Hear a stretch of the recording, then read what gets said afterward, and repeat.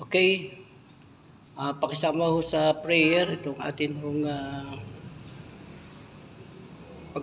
pagpapaayos na atin hong simbahan. Ano ho, medyo ano na ho yung mga kahoy nito medyo bulok na, mahuna na.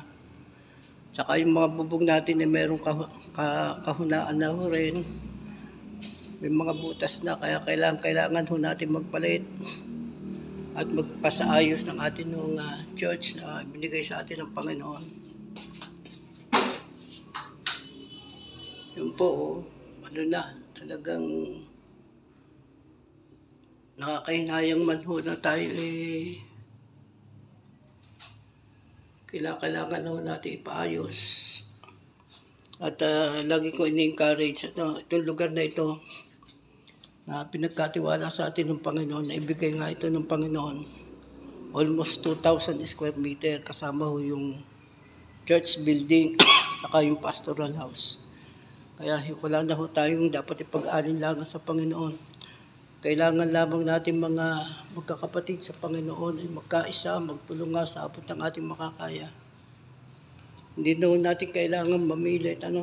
Kapag alam natin na kung ano yung kayang gawin ng ating Panginoon. Ayan, bulok na po yung mga kesamid nito. Sayang mo kasi medyo maayos pa naman. Kailangan nung natin talagang renovate.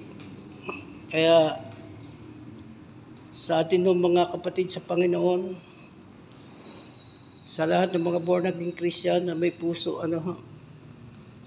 especially sa mga kapatiran namin sa Iglesia ng Adonijis ng Misaya, huwag mong manghihinayang.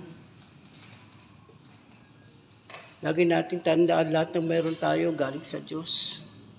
Maraming mga pagkakataon na tayo sinubukan ng Panginoon, tines ng Panginoon yung ating katapatan sa Panginoon. At pinatunayan ng Panginoon sa ating ito na ang Diyos na ating pinaglilingkuran na hindi nagkukulang sa atin. Salamat po. At siguro ito po mga susunod na mga buwan ay paayos na ho natin ito. God bless po.